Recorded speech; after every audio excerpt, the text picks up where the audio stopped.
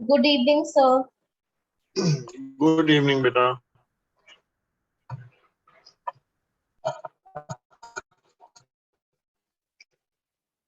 How are you? Sir, I'm good. What about you?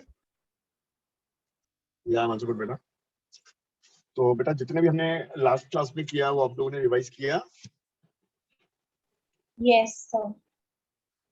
चलिए तो अब हमने देखो वर्क बाय एनर्जी में वर्क का कैलकुलेशन सीख लिया है by constant force by variable force. और वेरिएबल फोर्स में हम लोगों ने सीखा स्प्रिंग फोर्स का वर्क डन. फिर हमने सीखा conservative forces and non conservative forces. Then mechanical energy की बात की हमने, है ना, पोटेंशियल एनर्जी, काइनेटिक एनर्जी. और फिर आपने जाना कि change in potential energy is equal to negative of the work done by the conservative force. ये आपने जाना. और इसके बाद हम लोगों ने वर्क एनर्जी थ्योरम की बात की, यानी work done by all the forces on a body is equal to change in kinetic energy. Then उसका कोरोलरी का बात किया हमने, यानी work done by the forces other than non conservative या other than conservative is equal to change in mechanical energy. और जब work done external forces का या फोर्सेस अदर देन कंजर्वेटिव का जीरो होता है तो मैकेनिकल एनर्जी इज कंजर्व्ड. और फिर कंजर्वेशन ऑफ मैकेनिकल एनर्जी पर हमने सवाल किए, क्वेश्चंस किए, तो वो कॉन्सेप्ट सीखा. फिर वर्टिकल सर्कुलर मोशन की हमने बात की, और वर्टिकल सर्कुलर मोशन हमने स्ट्रिंग के साथ डिस्कस कर लिया है इन द लास्ट क्लास. तो आई होप आपने रिवाइज कर लिया होगा. और क्रिटिकल सर्कुलर मोशन भी आपको याद होगा, यानी speed at the bottom is root 5 gr, at the top it is root gr, and at the horizontal position it is root 3 gr. But this was the case with the string. फिर हमें second case करना है with a light rod, वो हम आज discuss करेंगे. और आज हम पावर से रिलेटेड भी कॉन्सेप्ट को सीखेंगे. ओके, तो ये चैप्टर कंक्लूड हो जाएगा, यानी पावर सीखने के बाद this chapter will be completed. Yes, sir. चलिए तो आज हम पहले जो शुरू करना है हम vertical circular motion with the rod वाला केस देखना है. तो चलिए हेडिंग लिख देते हैं, वर्टिकल सर्कुलर मोशन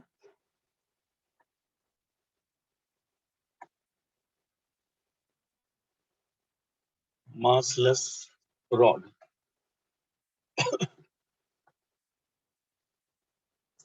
तो चलिए ये देखते हैं, एक रॉड को कंसीडर करते हैं ऑफ लेंथ L.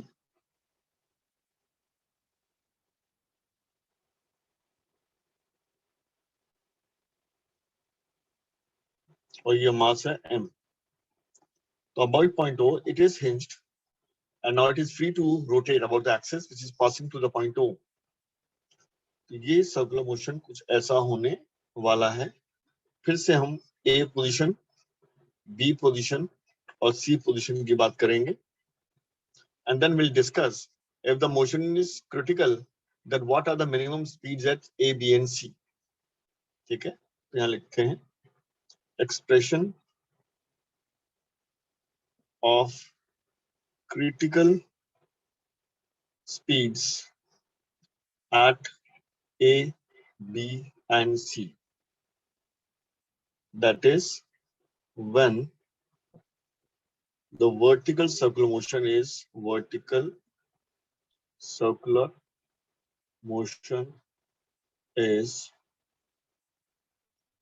critical.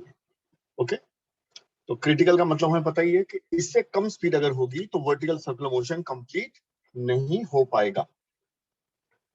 तो यहाँ देखो रॉड में और स्ट्रिंग में क्या डिफरेंस होता है. जो स्ट्रिंग है वो केवल टेंशन अप्लाई कर सकती है on a connected body, but rod क्या कर सकता है, वो टेंशन भी अप्लाई कर सकता है और कंप्रेशन भी अप्लाई कर सकता है. कंप्रेशन जो होता है वो टुवर्ड द बॉडी होता है, और टेंशन तो हमने जैसे सीखा हुआ है it is always away from the body. तो चलिए अगर हम ए की बात करें, अब इक्वेशंस को लिखते हैं. तो यहाँ जो फोर्स है ए पर देखो, हम कांटेक्ट फोर्स की बात करते हैं, तो यहाँ पर हम लिख देते हैं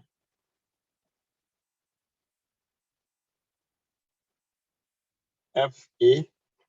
यहाँ भी होगा एफ बी, क्योंकि सर्कुलर देखो सेंट्रीपिटल फोर्स कौन अप्लाई करेगा, तो टेंशन फोर्स ही होगा एट ए एंड बी, तो they will be acting away from the body. तो अगर हम इसका एबिलिटी देखें तो mg will be acting downwards and fa will be acting toward the center O and fb will be acting toward the center O। तो अगर मैं A के लिए सेंट्रीपिटल फोर्स इक्वेशन बनाऊं तो मैं लिख सकता हूं कि fa minus mg is equal to mva square upon r, where r is the length of the rod। तो जो लेंथ है रॉड का वही रेडियस ऑफ द सर्कल भी है, तो mva square upon r। तो this is my centripetal force equation for the point A।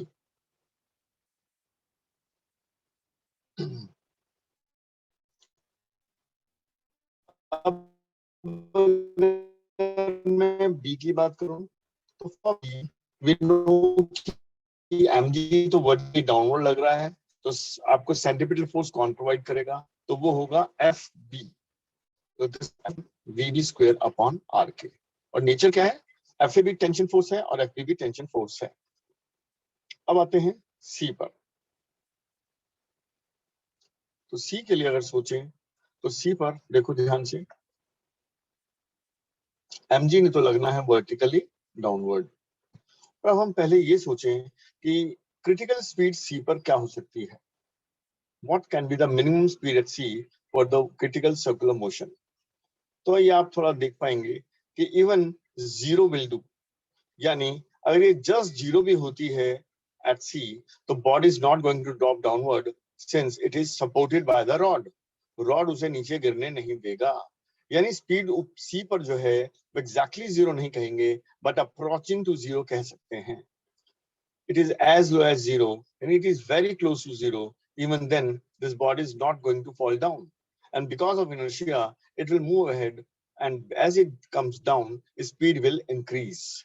यानी सी पॉइंट को वो जैसे ही क्रॉस करेगा, यानी सी पे वो लगभग जीरो स्पीड थी, बट क्रॉस करते ही उसकी स्पीड धीरे धीरे बढ़ने लगेगी और बढ़ते बढ़ते बढ़ते ए पर फिर मैक्सिमम हो जाएगी, और जैसे ही ऊपर जाएगा बी पर थोड़ी और कम और सी पर कम होते होते लगभग जीरो। मैं बार बार बोल रहा हूँ, देखो लगभग जीरो, अप्रोक्सीमेटली जीरो, क्योंकि एग्जैक्टली जीरो मैंने अगर कर दिया सी पर तो बॉडी आगे नहीं जा पाएगी।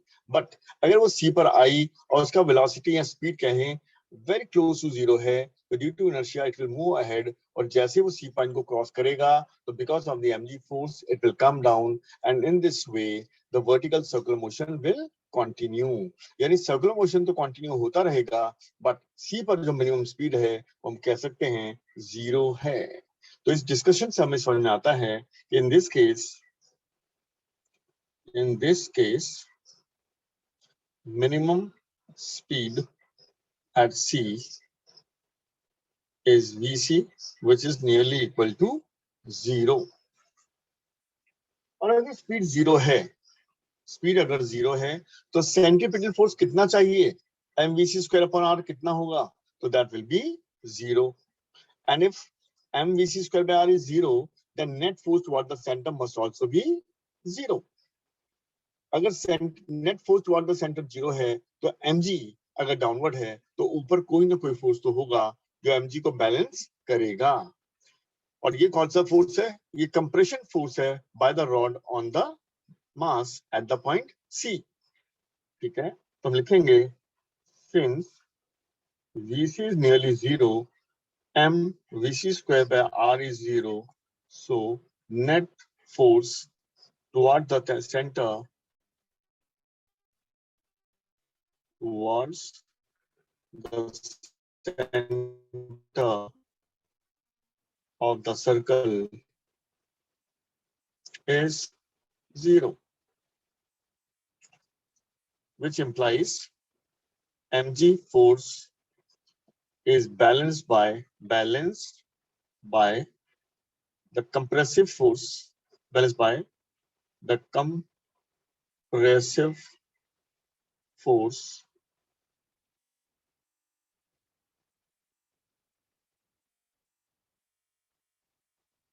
by the rod on mass m,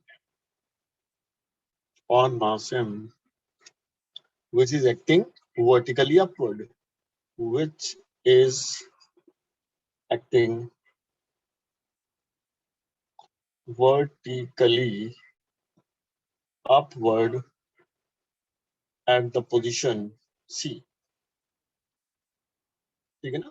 तो C पोजीशन पर ध्यान से देखो, C पोजीशन पर डायग्राम देख सकते हो ठीक से, पहले से नोट भी कर लेना साथ साथ और समझ भी लो कि C पोजीशन पर mg is acting downward and that mg is balanced by some force which is not other than the compressive force by the rod on the mass. और जब ये कंप्रेसिव फोर्स है तो it should be towards the mass, जैसे tension away from the mass होता है उसी तरीके से कंप्रेशन फोर्स जो होता है वो टुवर्ड्स द मास होता है, यानी this force is acting vertically upward as mg is acting vertically downward. तो mg को बैलेंस करने के लिए ये कंप्रेसिव फोर्स लगेगा in the vertically upward direction. तो नाउ ये डायग्राम में मैं मार्क कर सकता हूँ in this case this contact force is Fc and acting in the vertically upward direction. ठीक है? Therefore, this Fc is equal to mg and Vc is nearly equal to 0. तो ये हमने conclude किया कि अगर रॉड की हेल्प से वर्टिकल सर्कुलर मोशन हो रहा है, so for the critical circular motion, the speed at c can be taken as 0. यानी इक्वेशन जब लिखेंगे एनर्जी कंजर्व करेंगे तो हम इसे 0 मान सकते हैं, बट एक बात को समझ लेना कि एग्जैक्ट 0 ये नहीं है. अगर थियोरेटिकल क्वेश्चन पूछे तो it is not 0 because it is very close to 0, क्योंकि अगर ये 0 हो गया तो सी पर आकर ये रुक जाएगा, ये आगे नहीं जाएगा, सर्कुलर मोशन नहीं हो पाएगा. लेकिन अगर क्लोज टू 0 है, इवन इफ जितना भी क्लोज क्यों ना हो, कितना भी छोटा क्यों ना हो, but due to inertia it will go ahead, और जैसे ही आगे जाएगा तो उसे नीचे आना ही होगा, और जैसे ही नीचे आएगा potential energy will decrease and kinetic will increase and the speed will increase up to the point A, that is the bottommost point. और वहां से जब ऊपर जाएगा तो फिर से पोटेंशियल एनर्जी बढ़ेगी, काइनेटिक घटेगी और C पर स्लो, B पर स्लो होता हुआ फाइनली C तक टॉप तक पहुंचेगा और ये सिलसिला चलता ही रहेगा. तो चलिए हमें पता लग गया कि the critical speed at the top most point is nearly 0. और अब हम मैकेनिकल एनर्जी कंजर्व करके बाकी सभी पॉइंट्स पर क्रिटिकल स्पीड्स को ड्राइव कर सकते हैं. तो चलिए आप इसे नोट कर लें और फिर हम चलते हैं आगे.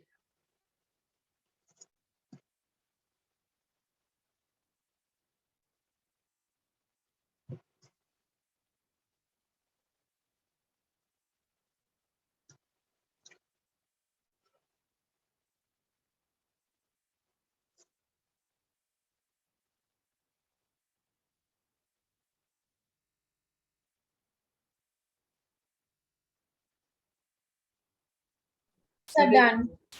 ओके गुड बेटा. तो अब हम क्या करेंगे, अब हम क्रिटिकल स्पीड्स को निकालेंगे A एंड B पर एंड देन एक जनरल पॉइंट P पर. ठीक है ना? आप चलिए लिखते हैं. Now conserving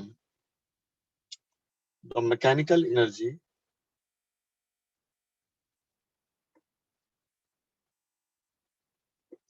we can get the corresponding speeds at A and B, at A and B. तो चलिए पहले हम लिखते हैं heading critical speed at A, यानी VA की बात कर रहे हैं हम लोग. तो चलिए mechanical energy at C is equal to mechanical energy at A. तो डायग्राम बना सकते हैं. तो ये C पोजीशन है और ये A पोजीशन है. इसको हम रेफरेंस लाइन मान सकते हैं, रेफरेंस लाइन, जहां पर पोटेंशियल एनर्जी क्या होगा, 0. ठीक है ना? अब mechanical at C, that is potential at C plus kinetic at C is equal to potential at A and kinetic at A. Now potential at C is mg2r, क्योंकि reference line से C point की height क्या है, 2r. And what is the kinetic at C? Since the speed is nearly 0, so it is 0. तो यहाँ देखो जब भी इक्वेशन लिखेंगे तो इसे 0 ले लेंगे, और दो हम जानते हैं कि speed is not exactly 0 at the position C। तो चलिए KC को हमने 0 रख दिया और UC को हमने mg2r रख दिया, तो UA की हम बात करते हैं अब। तो at A since it is a reference line, तो UA is 0 and what about KA, it is half m VA square, so it is half m VA square. Now from this equation we get VA square is 4GR or VA is 4 root of 4GR. तो इसको इसी form में याद करेंगे हम, ठीक है ना। ऑल्दो 4 का 2 हम बाहर लेके आ सकते हैं, बट हम इसी फॉर्म में याद करेंगे, क्योंकि पिछले वाले केस में देखो आंसर जो आया था, जब स्ट्रिंग के केस में हमने किया था तो वो आया था रूट ऑफ 5GR। तो अभी ये एक 1 से कम हो गया है, तो 5 का 4 बन गया, याद करना आसान है।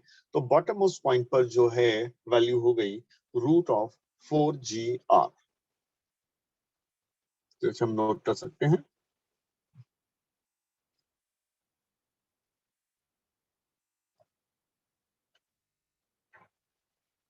और अब हम क्रिटिकल स्पीड एट B की बात कर सकते हैं।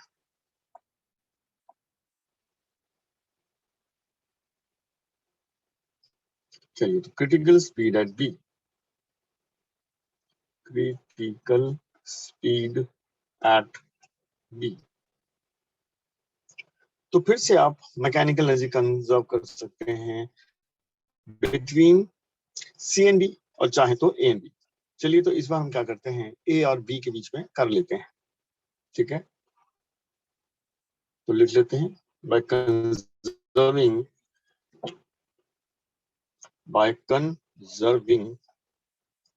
the mechanical energy between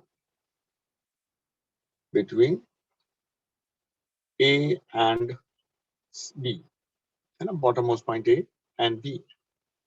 तो हम लिख सकते हैं mechanical energy at A is equal to mechanical energy at B। तो A पर क्या हो जाएगा, UA प्लस KA, और यहाँ क्या होगा UB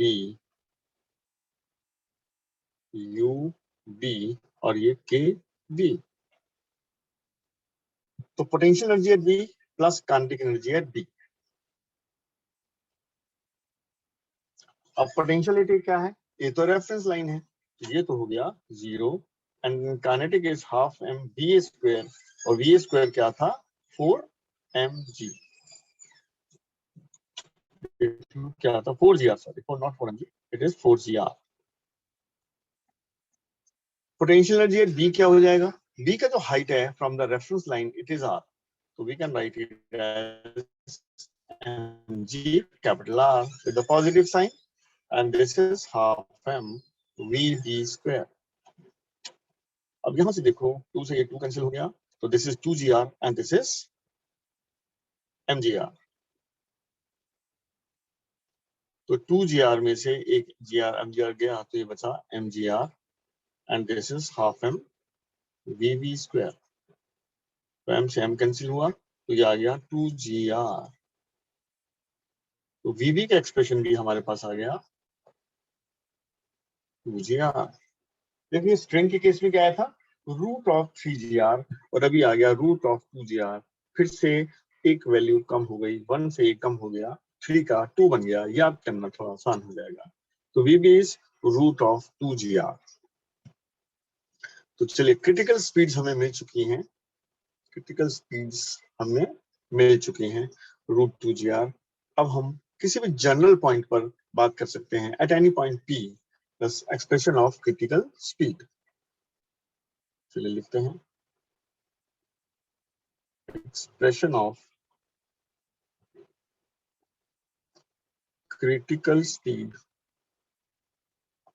at a general point P। तो डायग्राम कुछ हम ऐसा बना सकते हैं,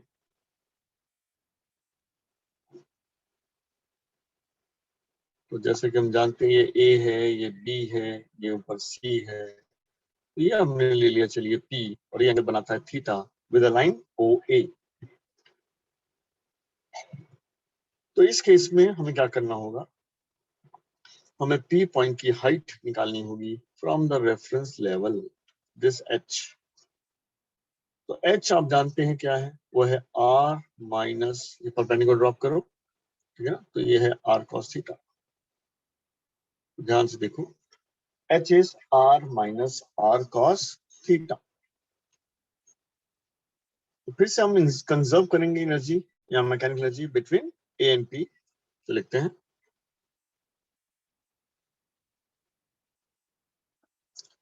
conserving the mechanical energy between A and P। तो mechanical energy at A equal to mechanical energy at P। तो UA plus KA is equal to UP plus KP। तो UA देखो 0 है फिर से, और ये हाफ M, और ये 4 क्या आ जाएगा GR, और UP जो है वो MGH है, MGH, और H क्या था R, 1 minus cos theta, and then speed is VP. So we can write half M VP square. तो M से M कैंसिल कर दो, 2 से थ्रू आउट मल्टीप्लाई कर दो, तो ये तो 4GR है, और ये GR minus GR cos theta है, 2 से मल्टीप्लाई कर रहे हैं हम लोग, तो 2 आ गया cos theta, and this is VP square. तो multiplying the whole equation by 2 we get this. अब क्या आने वाला है देखो, 4GR minus 2GR plus 2GR cos theta. This is VP square, or this is 2GR plus 2GR cos theta. तो 2GR common ले लीजिए, तो 1 plus cos theta। तो ये हमारा एक्सप्रेशन आ गया VP का, क्या आ गया, 2GR bracket 1 plus cos theta power half. तो यहां से फिर से थीटा की वैल्यूज आप पुट करेंगे तो आपको A B C सब की वैल्यू मिल जाएगी। फॉर एग्जांपल A के लिए जो थीटा था वो क्या था 0, तो cos 0 होता है 1, तो 1 plus 1 2, और 2 into 2GR is 4GR। तो रूट ऑफ 4GR हमें मिला at A। Similarly other point पे भी आप देख सकते हैं, for example top most point पे जाएंगे तो for that theta is 180 and cos 180 is -1, तो ब्रैकेट वाला टर्म देख लो, 1 plus cos थीटा जो है वो 0 हो जाएगा, तो 0 into 2GR is 0, so VC is coming 0। तो इस तरह आप चेक कर सकते हैं कि आपका एक्सप्रेशन ये सही है, और इसका आप ध्यान भी रख सकते हैं। बस ध्यान रखना थीटा वर्टिकल से है ना, ओ ए पोजीशन से है। चलिए, तो ये हमारा रिक्वायर्ड एक्सप्रेशन था स्पीड का एट ए जनरल पॉइंट, तो इसे भी हम ध्यान रख लेते हैं।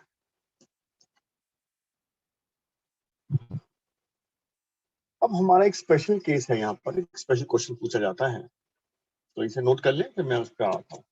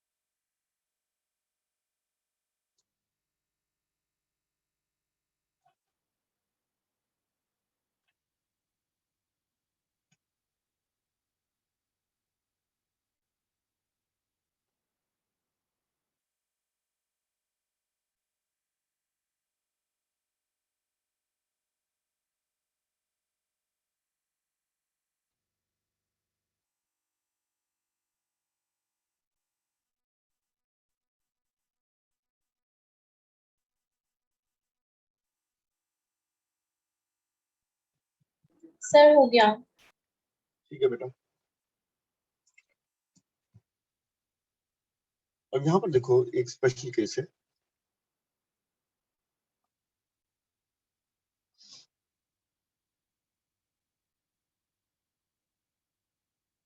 देखो ये एक पॉइंट O है और एक रॉड है जिसमें ऐसा हुक लगा हुआ है और ये मास, रेडियस या वैल्यू उसकी r है, length of the rod is r, it is being dropped from a height h और यहाँ पर एक नेल है, नेल। तो ये ऊपर से गिरेगा ये rod and about the point O, जब ये इस पोजीशन पर आएगा, ठीक है ना, तो ये हुक ऊपर आ जाएगा and this M will start vertical circular motion about the point O, ऐसा कुछ शुरू हो जाएगा, राइट? तो आपको बताना है कि what Yes, should be the sir. value, हाँ हमें बताना है what should be the value of H so that this vertical circular motion is critical. तो लिखेंगे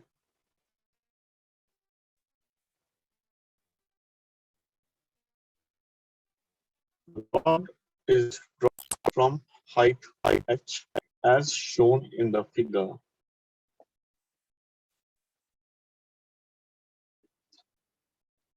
Find H such that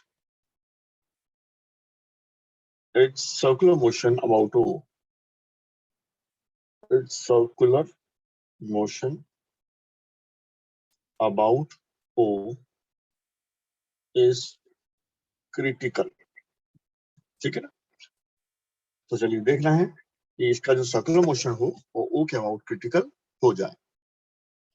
तो इसे थोड़ा सा ट्राई करिए, फिर हम डिस्कस करते हैं।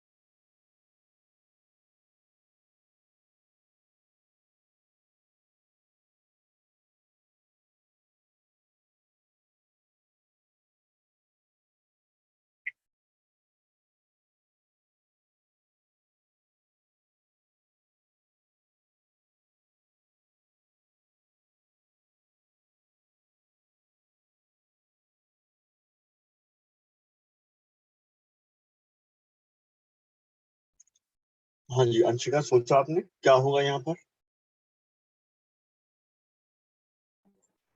सब मैं सोच रही हूँ। हम्म।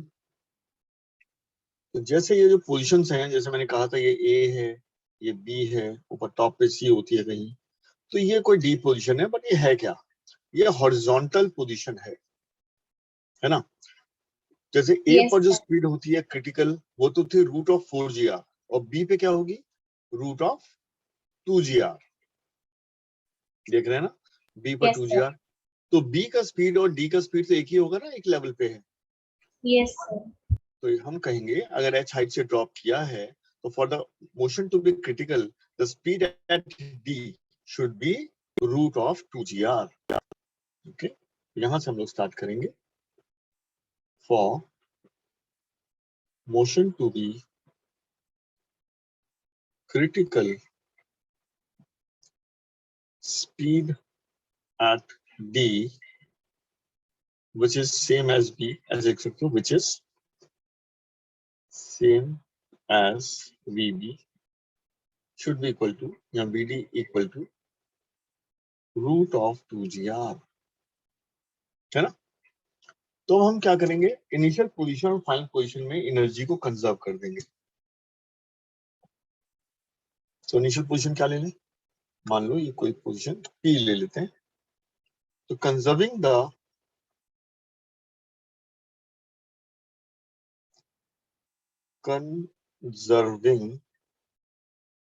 Mechanical energy between P and D, क्या लिखेंगे, mechanical energy at P equal to mechanical energy at D, और D को रेफरेंस भी मान सकते हो, टेकिंग D एज रेफरेंस, जिसका मतलब क्या है, पोटेंशियल एट D को हम 0 मान लेंगे। तो potential at P plus kinetic at P बराबर होना चाहिए potential at D plus kinetic at D। तो पोटेंशियल एट P तो भाई mgh हो जाएगा, h हाइट पे था ना, और काइनेटिक एट P तो 0 है बिकॉज रेस्ट से ड्रॉप किया है, और पोटेंशियल एट D 0 है बिकॉज D तो रेफरेंस लाइन मानी है हमने, और जो काइनेटिक एट D है और VD अभी अभी हमने बात की कि 2gr है, तो ये हम पुट कर देते हैं। तो यहां से देखो सॉल्व करके m से m कैंसिल हो रहा है, g से g कैंसिल हो रहा है, तो h आ रहा है r के बराबर। तो यदि h हाइट से अगर ड्रॉप करते हैं तो जब वो हुक O पे आएगा और इसके आगे क्रिटिकल सर्कुलर मोशन चलेगा, तो this h should be equal to capital R।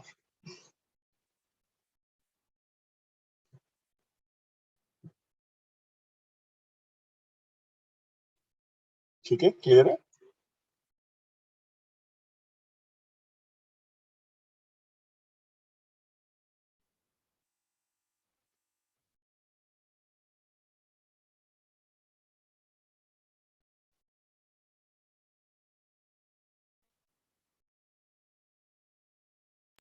Sir एक बार आप मुझे डायग्राम दिखा दोगे क्या? हाँ बेटा, डायग्राम क्लियर है, देखो ध्यान से देखो। Yes sir. हम्म,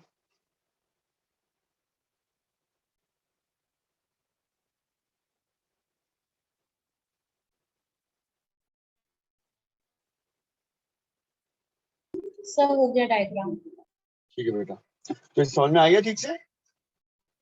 सर मैंने थ्योरी वाला पार्ट में लिखा है अभी।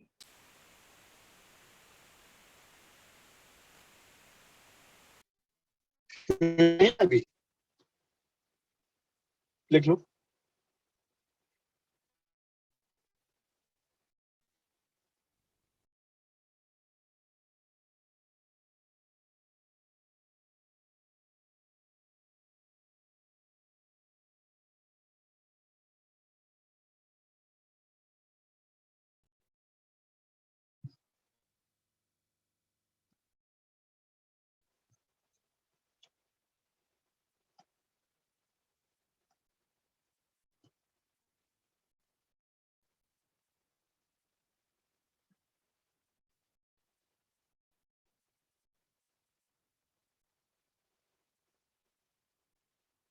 Sir done. डन, चलिए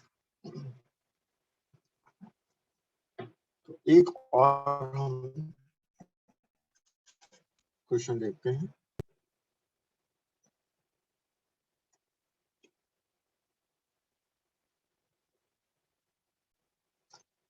देखो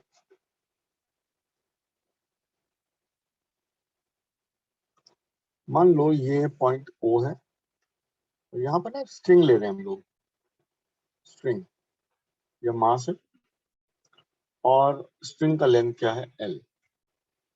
ये वर्टिकल वॉल है मान लीजिए, और वर्टिकल वॉल पे एक नेल लगा रखा है यहाँ पर हमने O डैश पर, और ये डिस्टेंस जो है वो है 2L/3। ठीक है, तो क्वेश्चन ये है कि भाई ये जो पोजीशन A है मान लो, तो यहाँ पे क्या स्पीड दी जाए, what should be the speed eight A, so that जब ये सर्कुलर मोशन करता हुआ यहाँ आएगा, है ना, ये लेंथ L हो जाएगी ना, ये लेंथ L हो जाएगी, तो ये O डैश क्या हो इसका मोशन, क्रिटिकल सर्कुलर मोशन। ठीक है, हम यहाँ बोलेंगे OA is a string and at A speed VA is given in the horizontal direction.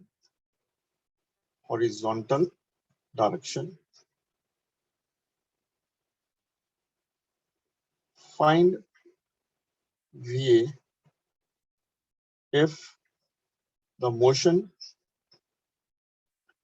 of the particle M is critical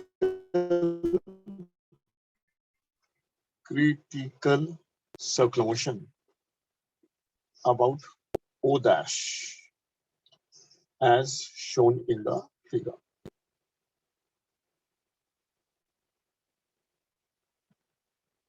तो इस क्वेश्चन को समझो अच्छे से।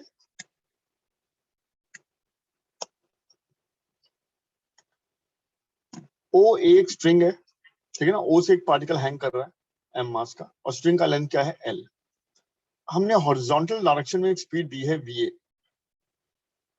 और ये सर्कुलर मोशन कर रहा है अबाउट द पॉइंट ओ। लेकिन जैसे ही स्ट्रिंग हॉरिजॉन्टल हुई, एक नेल है ओ डैश पर जो 12/3 डिस्टेंस पर है from the point O, and उसके बाद सर्कुलर मोशन स्टार्ट हो जाता है about the point O dash. ठीक है ना, ये फिगर डायग्राम ठीक से समझ लेना। तो यानी बी पोजीशन पे जब ये आएगा तो इसका क्रिटिकल सर्कुलर मोशन स्टार्ट हो जाना चाहिए अबाउट द ओ डैश। तो अगर इसका सर्कुलर मोशन क्रिटिकल है about the point O dash, तो what should be the value of VA?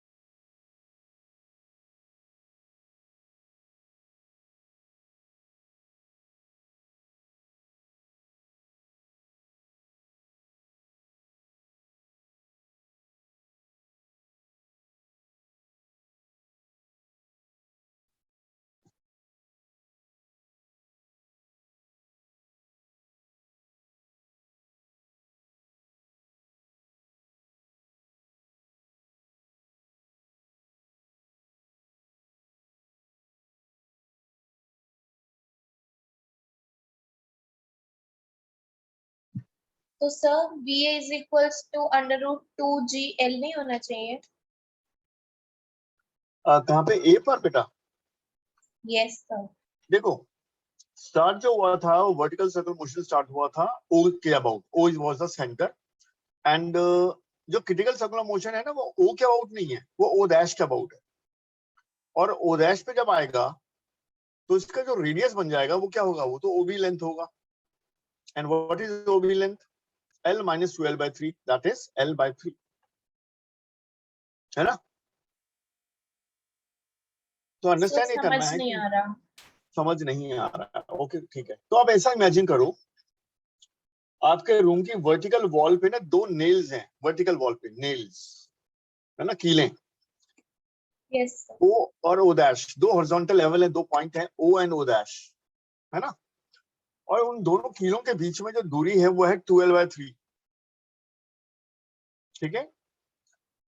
उनके बीच में दूरी है 12/3, और आपने एक स्ट्रिंग लिया जिसकी लेंथ क्या थी L, और पहले वो O से हैंग कर रहा था, O पे बांधा हुआ था हमने एक एंड, और नीचे जो है मास M हैंग कर रहा है, और ये वर्टिकल एक धागा है और धागे से ये M हैंग कर रहा है, ठीक है? अब आपने क्या किया, M को एक velocity the VA in the horizontal direction, और बॉल आपकी स्मूथ है, कोई फ्रिक्शन नहीं है, and this M is now going upward, performing a circular motion about the point O. सोचो आप देख रहे हो और ये ऊपर जा रहा है और इसका मोशन सर्कुलर है about the point O. जैसे ही स्ट्रिंग हॉरिजॉन्टल हुई तो O डैश आ जाएगा, देखो ध्यान से, नेल है भाई, नेल आ जाएगी। अब नेल आएगी तो जो O से O डैश का धागा है, स्ट्रिंग है, वो तो हॉरिजॉन्टल ही रहेगा, लेकिन उसके आगे का जो लेंथ है यानी O डैश से B तक का, वो अब सर्कुलर मोशन करेगा about the point O dash, यानी वो जो धागा है वो रैप होगा about the nail which is at O dash. क्या आप समझ में आ रहा है?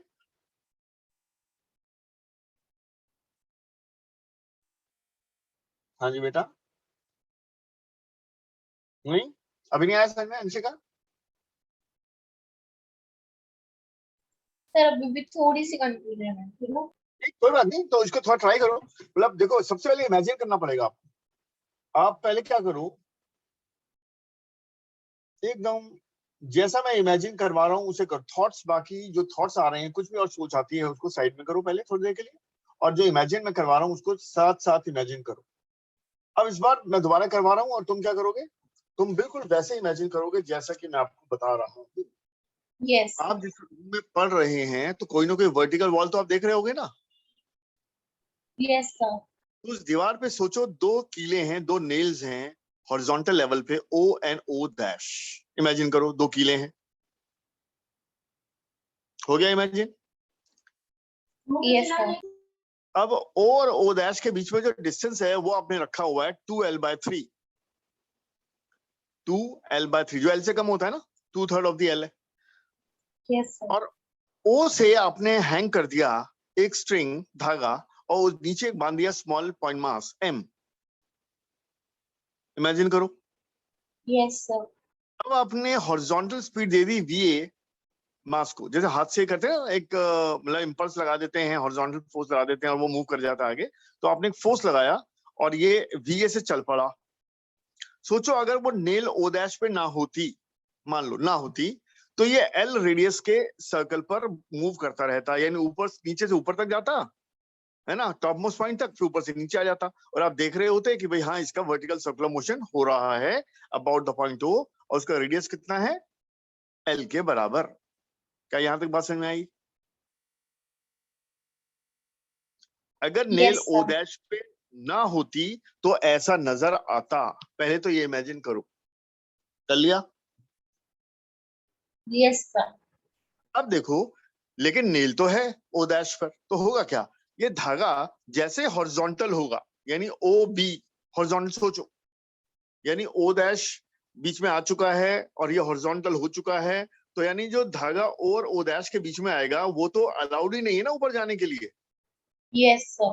तो कैसे जा पाएगा। लेकिन जो O डैश से B तक की लेंथ है वो तो फ्री है ना, तो वो तो ऊपर जा सकती है ना। Yes, sir.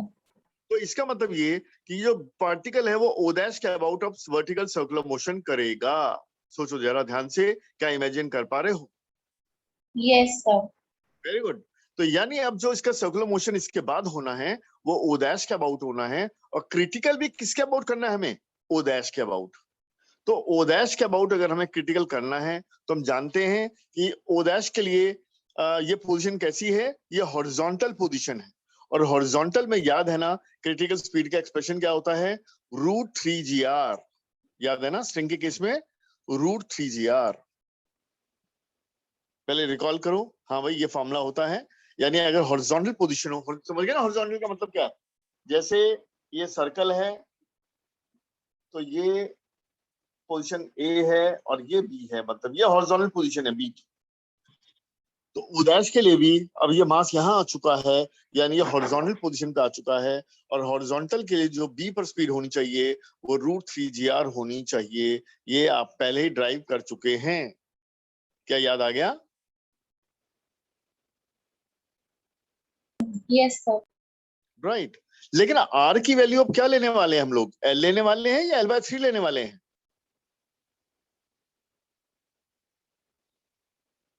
भाई O Sir, डैश के, L/3. Right, very good. यानी वो O डैश के अबाउट सर्कुलर मोशन करेगा तो रेडियस अब L/3 हो जाएगा, राइट।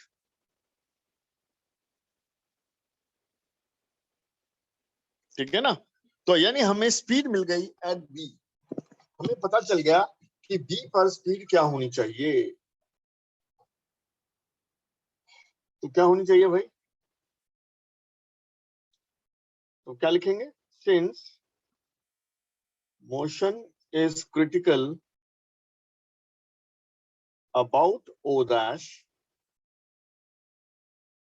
ठीक है ना, circular motion, actually circular motion is critical about O dash and radius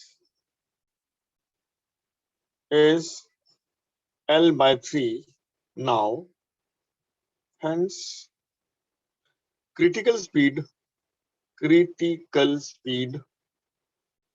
at B, whose formula is root 3gr, is VB equal to 3gL by 3। तो ये बात समझ में आई। देखो तो B पर जो क्रिटिकल स्पीड हो जाएगी वो √3r फॉर्मूले के हिसाब से क्या हो जाएगी, 3gL by 3, क्योंकि रेडियस अभी L by 3 हो गया है अबाउट द O डैश। तो 3 से 3 कैंसिल करें तो आपको VB का एक्सप्रेशन मिल गया, तो VB आ गया GL अंडर रूट। यहां तक बेटा देख लो कि समझ में आ गया है। Yes sir. चलो अब A और B के बीच में क्या हम लोग मैकेनिकल एनर्जी कंजर्व कर सकते हैं, यस तो सर। Very good. तो अब क्या हम लिखेंगे, now conserving the mechanical energy between A and B we get, तो हमें क्या मिला, mechanical energy at A equal to mechanical energy at B। तो मैकेनिकल एनर्जी एट A के लिए A को रेफरेंस मान लो, यहाँ पे लिख भी दो A एज रेफरेंस। तो UA plus KA is equal to UB plus KB। तो UA क्या लेना है, जीरो लेना है भाई, तो रेफरेंस है। और A पर काइनेटिक क्या है, half m B and potential at B क्या हो जाएगा भाई, वो हो जाएगा mgh एंड h क्या है यहाँ पर L के बराबर, क्योंकि A से B की जो वर्टिकल हाइट है वो L के बराबर है, ठीक है ना, जो स्ट्रिंग का लेंथ था उसके बराबर है। और काइनेटिक एट B भी हम अब निकाल चुके हैं, बिकॉज VB इज दिस, तो VB का स्क्वायर इज रूट GL या VB square is actually GL, तो ये हम यहाँ लिख सकते हैं। यहाँ तक बेटा देखो ध्यान से, क्या समझ में आ गया।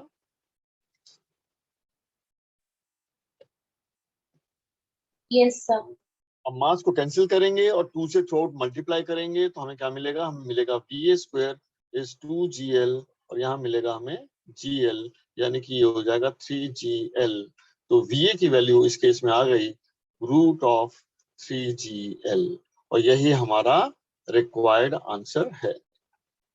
इस क्वेश्चन को एक बार और देखना कि सवाल क्या था, है ना, डायग्राम पूरा देख करोगे तो बात एकदम समझ में आ जाएगी।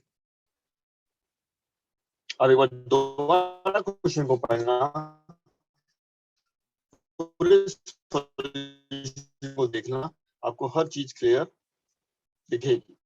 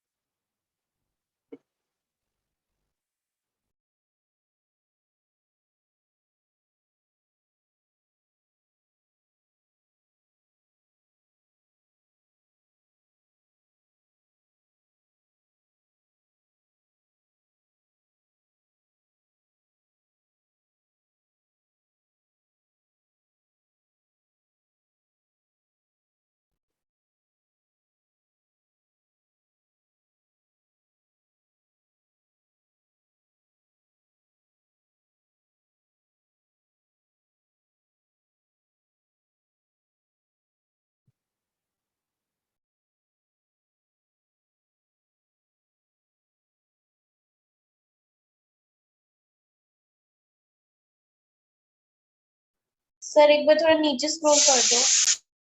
जी बेटा।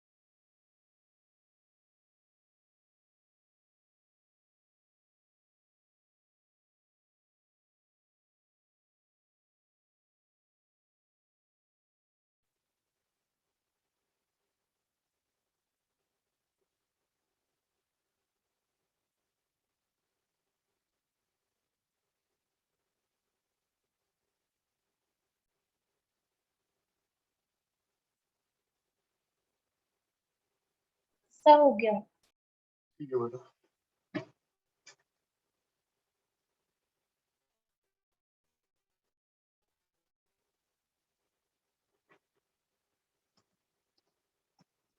चलिए अब हम लोग शुरू करते हैं मैकेनिकल पावर। ठीक है,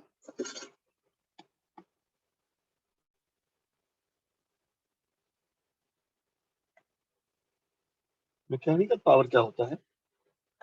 इट इज द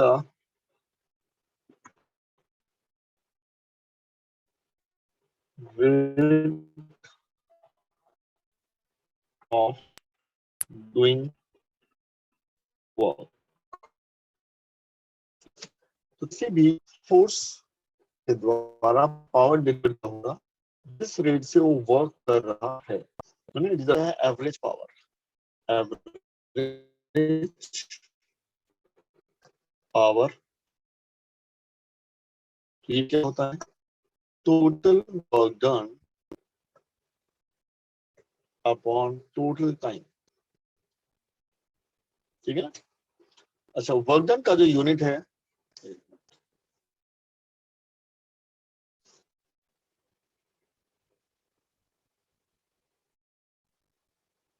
चलिए देखिएगा।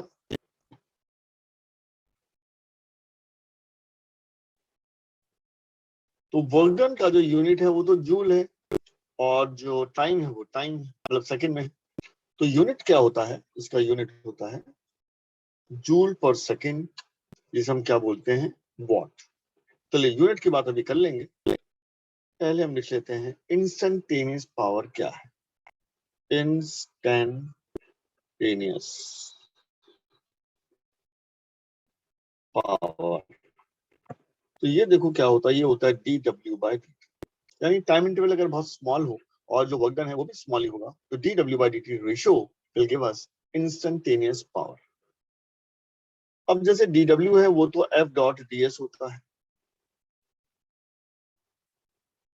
और जो ds/dt है वो वेलोसिटी होती है। तो हम लिख सकते हैं ये एक्सप्रेशन इंस्टेंटेनियस पावर का। तो this is the expression for the instantaneous power, और ये जो है ये आपका एवरेज पावर है ना? ये तो आप ध्यान रखेंगे। तो f.v क्या है? यानी किसी इंस्टेंट पर अगर वेलोसिटी v है, फोर्स हमें पता है, तो दोनों का डॉट प्रोडक्ट हमें दे देगा instantaneous power delivered by the force f। Work done अगर नेगेटिव है तो पावर भी नेगेटिव डिलीवर होगा, है ना? और अगर वर्क डन पॉजिटिव है तो पावर भी पॉजिटिव डिलीवर होगा। पॉजिटिव पावर होगी तो काइनेटिक एनर्जी विल इंक्रीज, और अगर नेगेटिव होगी तो kinetic energy of the body will decrease. ये तो वर्क एनर्जी थ्योरम से ही फॉलो होता है कि अगर वर्क डन पॉजिटिव है तो डेल्टा के पॉजिटिव होगा, और वर्क डन अगर नेगेटिव है तो डेल्टा के, that is change in kinetic energy, वो भी नेगेटिव होगा। अब हम बात करते हैं इसके एसआई यूनिट की। एसआई यूनिट, तो एसआई यूनिट क्या है? जूल पर सेकंड। तो 1 जूल पर 1 सेकंड जो होता है इसे हम बोलते हैं 1 वॉट। तो what is the SI unit of power.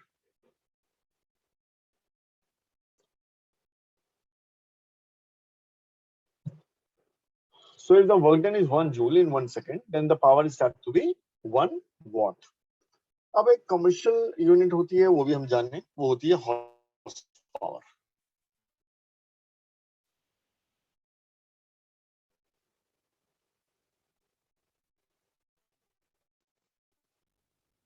HP, horse power.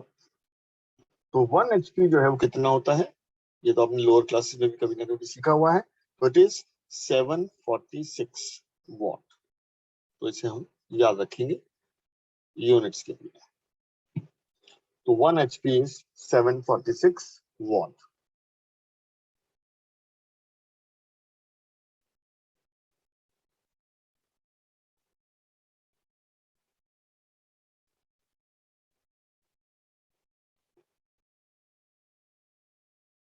चलिए, तो ये क्लियर हो गया, लिख लिया होगा आपने। Yes, sir.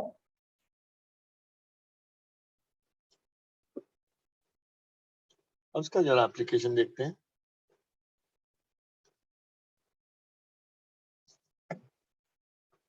तो लिखेगा एक सवाल,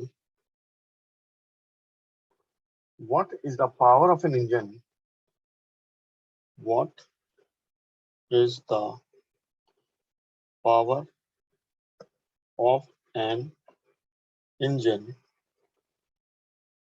which can lift 600 kg of coal per minute from a mine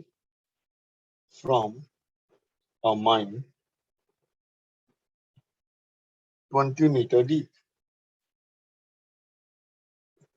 ठीक है, तो हमें इंजन की पावर बतानी है जो 600 kg ऑफ कोल को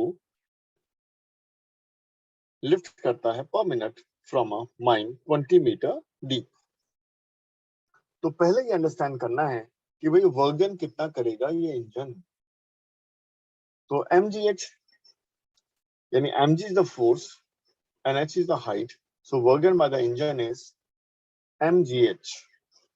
ठीक है, और टाइम जो है मिनट, 1 मिनट है, तो 1 मिनट मतलब 60 सेकेंड्स। तो 60 सेकेंड से डिवाइड कर दीजिए तो you will get the power in what. चलिए देखते हैं। तो पावर जो होती है एवरेज, वो होती है वर्क डन अपॉन टाइम। तो टोटल वर्क डन जो है वो है mgh और नीचे है t। तो mgh कितना हो जाएगा? 600 इंटू 10 इंटू 20, और टाइम कितना है? 60 सेकेंड्स। तो इसे अगर आप सॉल्व करेंगे तो ये आएगा 2000 वॉट, और 2 किलो वॉट भी कह सकते हैं। ये ना, किलोबिट मींस 1000 से डिवाइड कर दीजिए तो you get the power in kilo watt. तो इसे भी Yes, नोट कर लीजिए। तो इस तरह के छोटे छोटे सवाल आप लोगों को मिलेंगे। तो चलिए इसे नोट करते हैं और फिर मैं सेकंड क्वेश्चन पे जाऊंगा।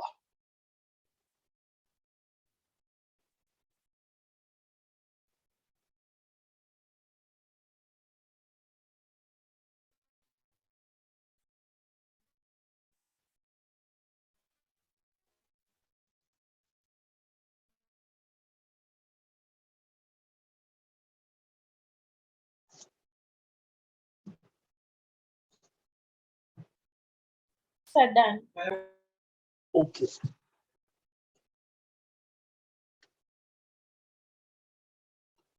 चलिए तो एक और सवाल देखेंगे।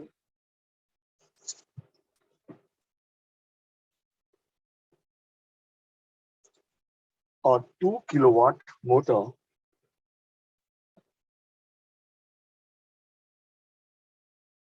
pumps out water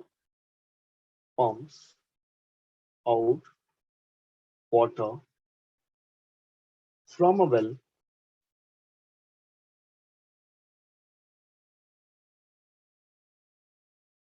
10-meter deep. Calculate the quantity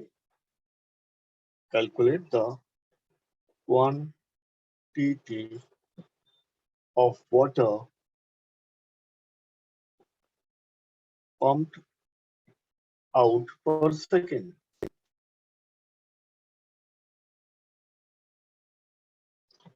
तो इस बार पावर दे दी है मोटर की और आपको बताना है कि और 10 मीटर डीप वेल से कितना मास, यानी क्वांटिटी मींस मास, तो mass of water will be pumped out पर सेकंड।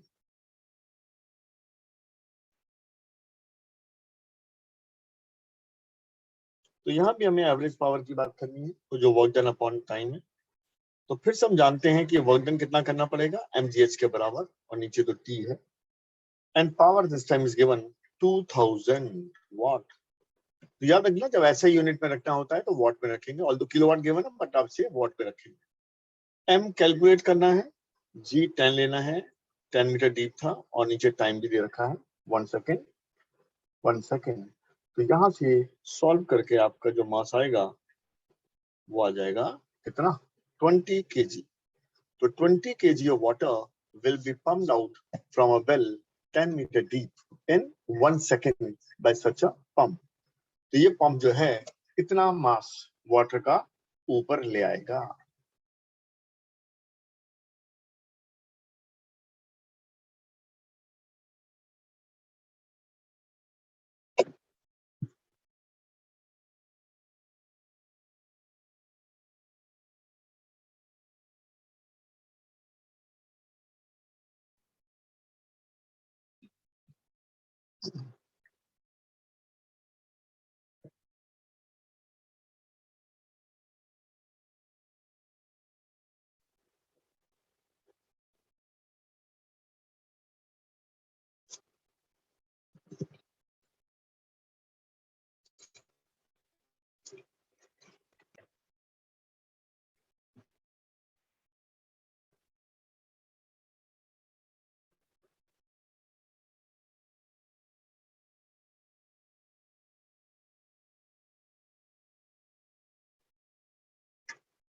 चलिए बेटा, कर लिया आपने?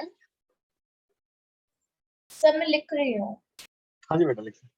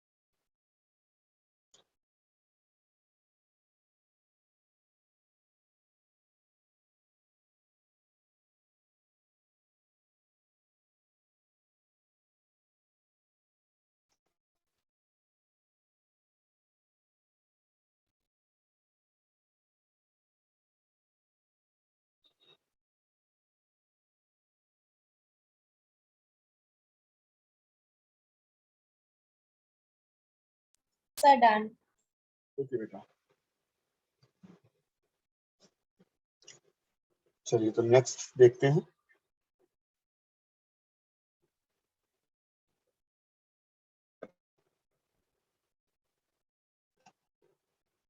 देखते हैं कि a block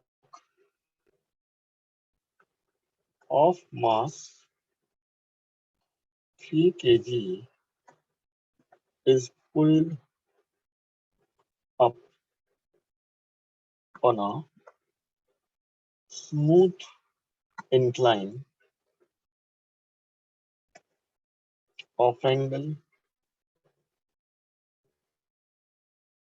37 degree with the horizontal.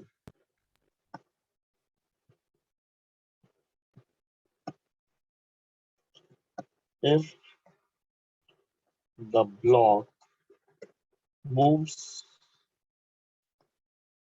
with an acceleration of 2 meter per second square, find the power delivered by the pulling force at a time 5 seconds after the motion starts. After the motion starts. तो एक तो हमें ये बताना है कि 5 second पर यानी इंस्टेंटेनियस पावर क्या होगी t = 5 एक्चुअली। और आगे क्या एक और पार्ट है इसका, what is the average power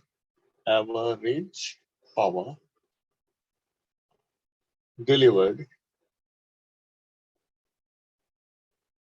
during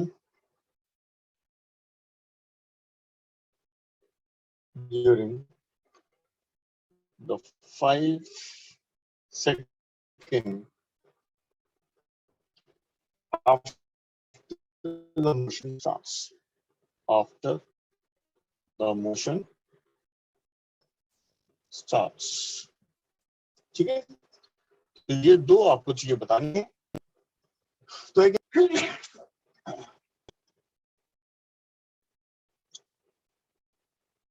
तो इसमें ऐसे सोच लेना कि एक इंक्लाइन प्लेन है, ये एंगल 37 डिग्री है और एक ब्लॉक है, इस ब्लॉक को पुल कर रहे हैं इन दी अपवर्ड डायरेक्शन।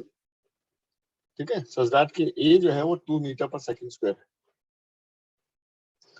तो t = 5 पर इंस्टेंटेनियस पावर की वैल्यू बतानी है आपने, एंड फर्स्ट 5 सेकंड्स में एवरेज पावर की वैल्यू बतानी है delivered by the force capital F।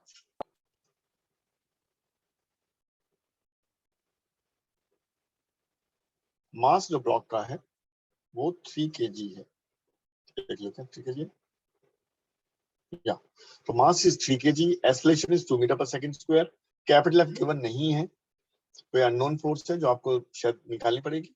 और इस फोर्स का जो इंस्टेंटेनियस पावर डिलीवर्ड है एट t = 5, ये हमसे पूछा गया है। और पहले 5 सेकंड में कितना पावर डिलीवर होगा बाय दिस फोर्स, ये भी पूछा गया है।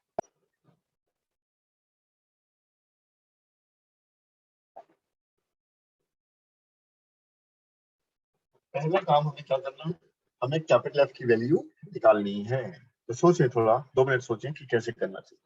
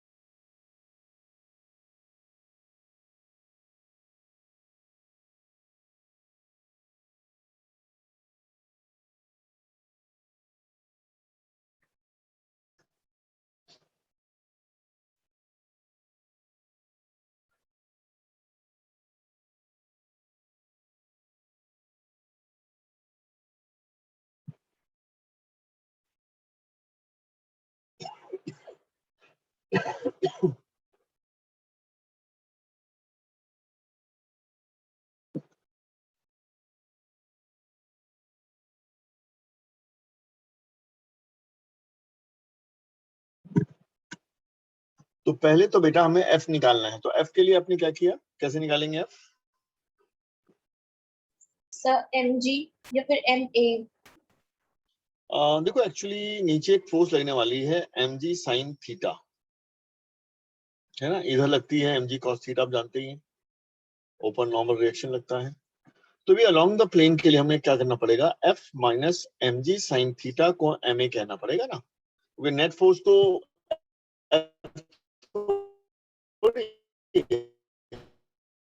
f minus mg sin theta है।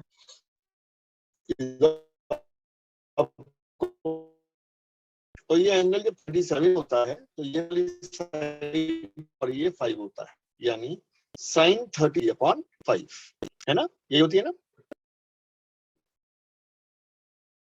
तो mg sin थीटा को उधर ले जाएं तो ये बन जाएगा mg sin theta plus ma। तो m कितना गिवन है 3, g कितना है 10, sin थीटा कितना है 3/5 and ma m3 and a कितना दे रखा है 2। ध्यान से देखते हैं, तो mg sin theta plus ma will be the value of capital F because the net force upward is capital F minus mg sin theta. So net force is equal to, यहाँ से हम क्या करेंगे, F की value को calculate कर लेंगे। तो ये 9 to 18 और ये हो गया 6। तो क्या काम तो हमें ये करना है कि फोर्स निकालनी है। तो F हमारा 24 न्यूटन आ गया है। ठीक है ना, यहाँ तक क्लियर है एकदम? पहले समझ लो इससे बेटा, ये सर वाला क्वेश्चन में जो मास है वो केजी में दिया है, आपने यहाँ पे ग्राम्स में लिया है। बेटा वो ग्राम नहीं लिया मैंने, mg sin थीटा, जी मतलब एक्सीलरेशन ड्यू टू ग्रेविटी, अच्छा ठीक है सर। है ना। जी तो होता है mg, मतलब जी एक्सीलरेशन ड्यू टू ग्रेविटी, जिसका वैल्यू 10 मीटर पर सेकंड स्क्वायर लिखा है ना मैंने, देखो ध्यान से। चलिए, तो F हमारा 24 न्यूटन आ गया, यहाँ तक पहुंच जाओ। अब इंस्टेंट, है ना, ठीक है ना अंशिका, क्लियर है? Yes sir. अच्छा, अब हमें क्या चाहिए, इंस्टेंटेनियस पावर के लिए वेलोसिटी चाहिए। तो वेलोसिटी कैसे आएगी, v बराबर होता है u plus A T, u तो 0 है और a कितना गिवन है 2, और टाइम कितना है, टाइम है 5 सेकेंड। तो ये हो गया 10 मीटर पर सेकेंड। तो वेलोसिटी की वैल्यू आ गई 10 मीटर पर सेकेंड एंड वी नो कि इंस्टेंटेनियस पावर जो होती है वो होती है F डॉट V, है ना, दोनों का डॉट प्रोडक्ट होता है। अब F भी ऊपर है तो ये F और V भी ऊपर है तो ये F भी रह जाएगा because cos 0 is 1। F dot V में क्या लिखेंगे, mod of F mod of V to cos theta, and since theta is 0 cos theta is 1। तो इंस्टेंटेनियस पावर हो जाएगी केवल F into V। अब F तो 24 है और ये 10 है, तो इसका मतलब 240 what is the instantaneous power. तो हम लोग लिख लेते हैं, तो हमारी इंस्टेंटेनियस पावर आ रही है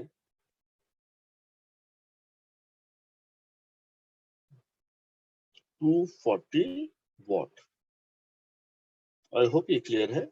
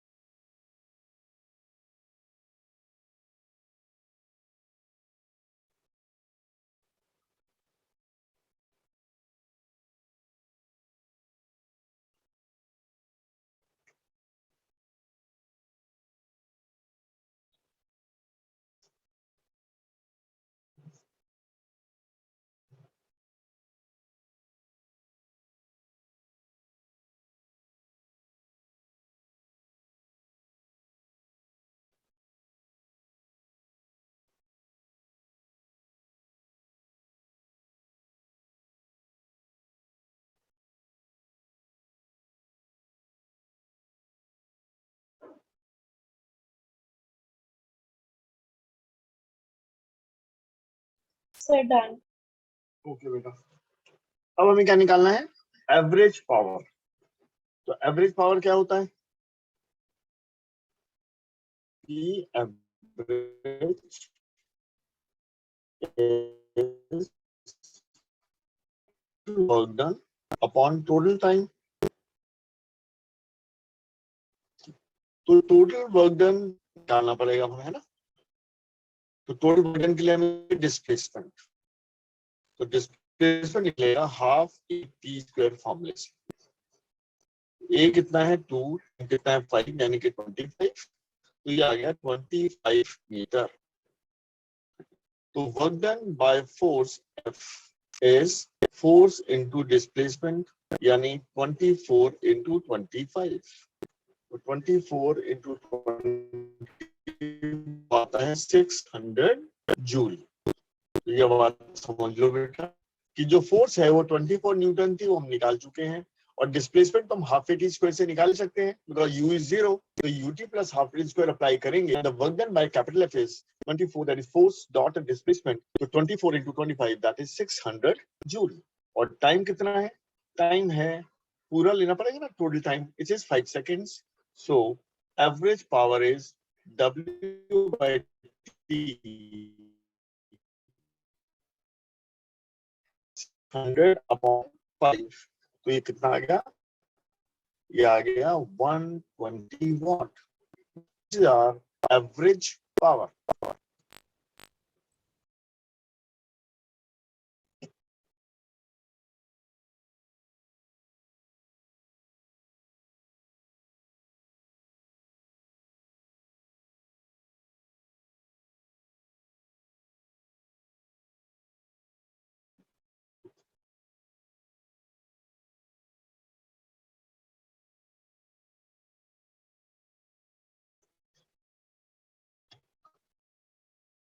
तो यहाँ तक देखिए क्या बात समझ में आ रही है।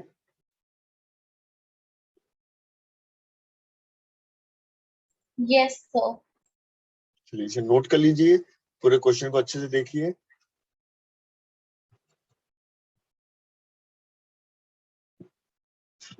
फिर हम लोग एक सवाल और करते हैं।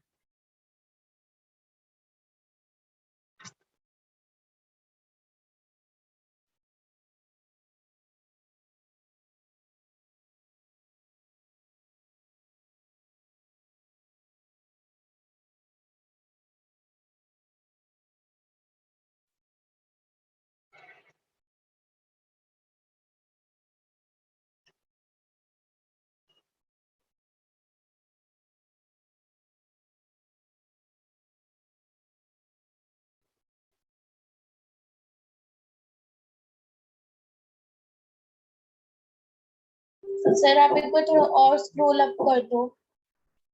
ओके बेटा,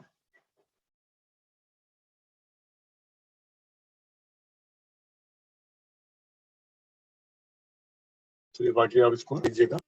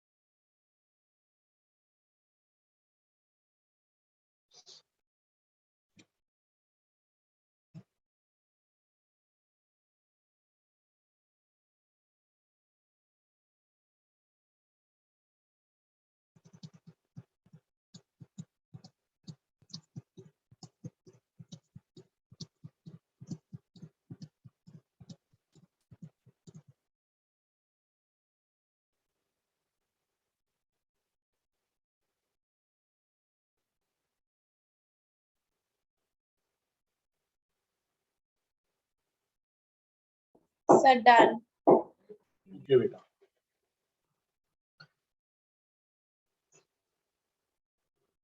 चलिए एक छोटा सा एक सवाल देखेंगे। जैसे हम प्रोजेक्टाइल मोशन करते हैं ना, तो मान लो ये एक्स एक्सिस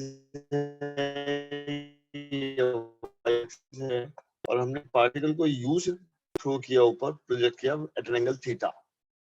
तो अगर मैं आपसे कहूं भाई mg फोर्स लगता है इस पर केवल वर्टिकली डाउनवर्ड्स, तो instantaneous by mg force at T, यानी किसी भी टी टाइम पर, तो टी इज इक्वल टू 0 पे हमने प्रोजेक्ट किया है और टी टाइम पर हमें इंस्टेंटेनियस पावर चाहिए। तो हम क्या करेंगे, हम इसकी पहले तो वेलोसिटी निकाल लेंगे। तो v होता है बेटा u प्लस जी टी, है ना, और u जो है वो क्या है, वो है u cos theta i cap plus u sin theta j cap, और g क्या है, तो माइनस जी जे टी। तो आप जी टी और इधर जे कैप लिख सकते हैं। ये देखो बात समझ में आ गई बेटा आपको। वेलोसिटी को आई और जे में एक्सप्रेस करिए, इनिशियल वेलोसिटी को,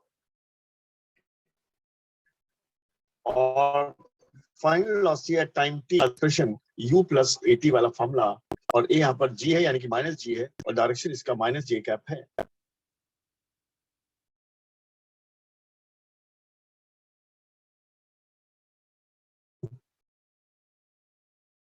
क्या बेटा ये वेलोसिटी वाली बात समझ में आ गई?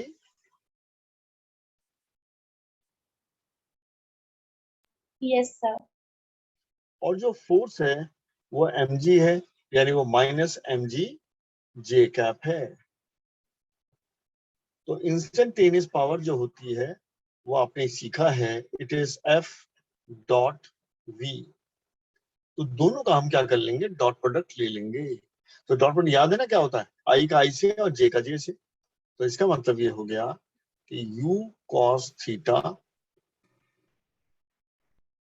इसको थोड़ा सा एक्सपैंड भी कर देते हैं, तो ये क्या बन जाएगा, देखो ये बन जाएगा u cos theta i cap, और उधर हो जाएगा u sin थीटा minus g t j cap.